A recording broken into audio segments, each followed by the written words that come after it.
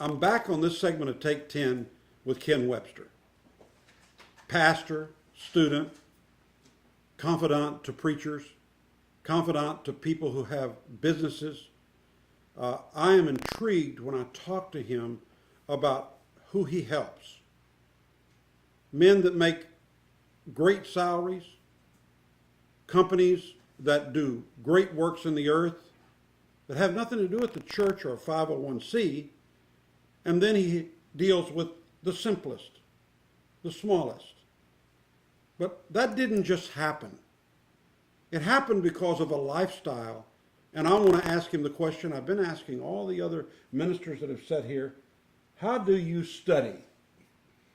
Well, first of all, I do have a set time that I go to be with the Lord. But I also think, Greg, that study is something that you do on a consistent basis.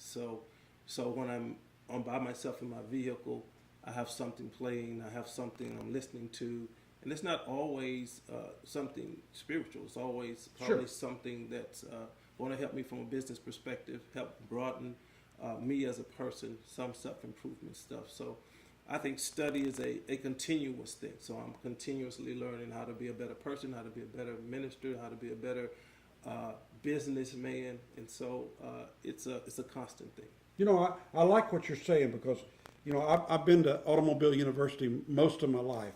And because we're all in the vehicle going somewhere doing something. And I like the fact that you said you don't always listen to church stuff. It's the business world. It's those things out there. We're reading constantly. Right. What do you find intrigues you the most in your line of work, being a minister and an accountant? Well, I think the thing that intrigues me the most is that I have to self-improve. In order to become a better minister, I have to listen to things that's going to help challenge me to become a better person, a better Christian, a better father, a better husband, all those things, and a better businessman. So I think the things that intrigues me the most, things that challenges me to get out of my comfort zone and become and to create who I really want to be. You know, listen up, because I know some of you that are faithful to Take 10, I know that you feel uncomfortable about a lot of things. You don't feel uncomfortable about the calling that you have. You don't feel uncomfortable about your program. I'm thinking about the little lady in California that she just wanted to drive people to the hospital and to their appointments and to the grocery store. And she started, and it became a burden. So she started a 501c3, and she'd get a chance to minister to them a little bit as she drove. And somebody told her, so, you know, you really need a 501. You really need to make this a ministry, be paid from the ministry, but you'll also make it a way where other people can help you.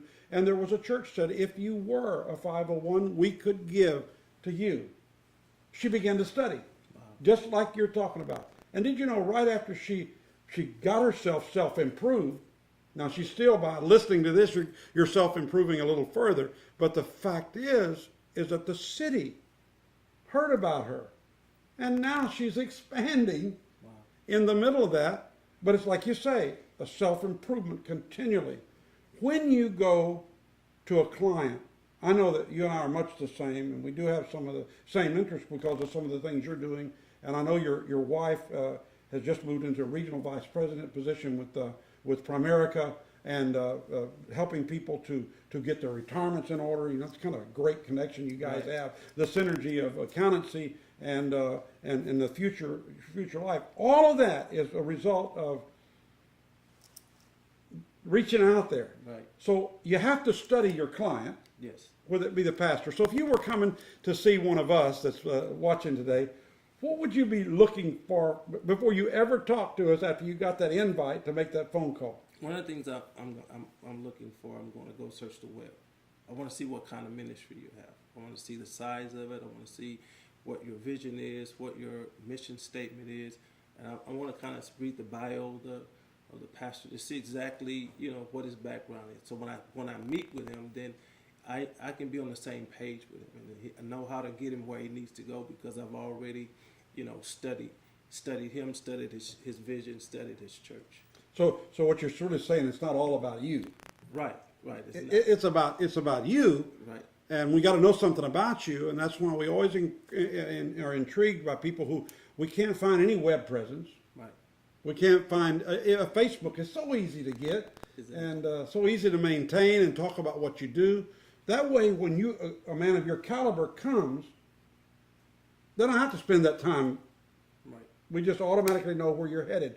So the steps of study, are there some things you might could talk to them about getting that smaller 501 off the ground and what they could study, what they could look at, where they could go on the web to find things, or what you would do if you were just a young guy starting out again with an opportunity and a calling and a burning in your heart? Well, when I started mine, one of the things I did, I looked at other churches that had already had 501c3, and then I looked at the process of what it would take to become a 501c3, and then I just searched it out to see exactly how my church would fit into that mold and how to make it work so that we would get the benefit of that.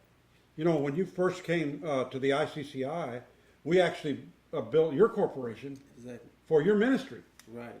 And I found that intriguing because here we are, a 45-year-old organization with the right covering with the government, and an accountant can say, "I can work within that." Right. Yet some accountants would say, "Go another route." Why is being involved in an association or an organization, why is that easier? When you did your study, I know you did your study. Right. I mean, you wouldn't be here because you deal with the IRS for other Right. people. Exactly. So what encouraged you to go this route? Well, I realized that I had a covering for my personal life. I have a covering for my church. So I need a covering for my business if I'm in business. And so ICCI became that covering. And so that's that kind of shield that I needed. And so I knew that to be unprotected, to be naked out there would not be a safe place. So I found a place of safety when I came to ICCI. You know, we're going to talk about that. We're going to talk about that on the next segment because we're going to talk about how relationships help your ministry, and we need to go right back into that because as these wonderful people are navigating their 501s and their ministry and their churches and their evangelists and their missionaries and like the guy with the basketball teams and the this and the that and the other, all these things are really business models. Exactly. And I know God can help you. And often I say, if you'll get the house in order, the Lord will bless your house. Sometimes He can't bless us because it would be harmful for us because we are not ready and we haven't done the study. We don't have the relationships. We have the calling. There's a holy thing inside of us. There's something we really want to do to help humanity. But getting it out there and making it happen makes it work. I've been sitting with Ken Webster, a minister of the gospel, a member of the ICCI, and an accountant. An accountant with great clients that revere him. Why don't you contact him today if you have some questions? We're not doing this for this kind of it's a public service announcement. We're not doing it for an advertisement, but I know what you have told me, what your greatest needs are.